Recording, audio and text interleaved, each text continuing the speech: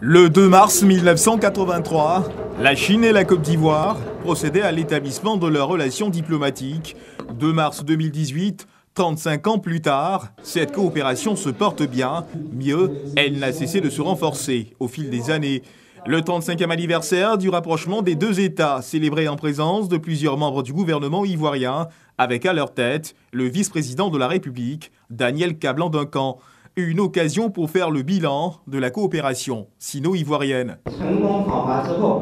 En donnant son soutien financier dans de nombreux projets structurants en matière d'infrastructure, la Chine est devenue le premier pays source de financement de la Côte d'Ivoire.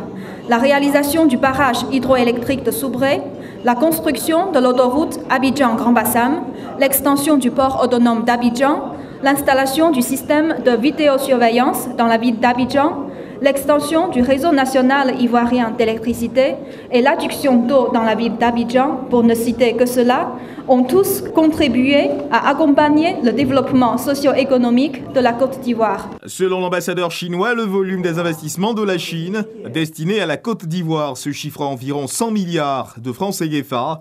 En 2017, le volume des échanges commerciaux est estimé à environ 900 milliards de francs CFA. La Chine est présente dans divers secteurs d'activité, notamment le numérique et la communication. Sans conteste, la Côte d'Ivoire a beaucoup à apprendre de ce grand pays qu'est la Chine, pays qui démontre qu'avec l'union, la discipline et le travail, tout est possible.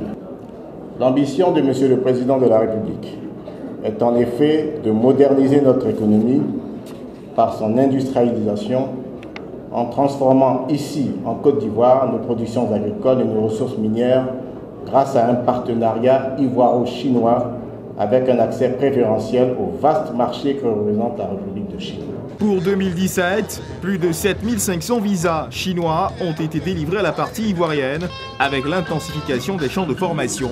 Cette célébration a été marquée par la présentation d'un timbre symbolisant le rapprochement entre les peuples chinois et ivoiriens.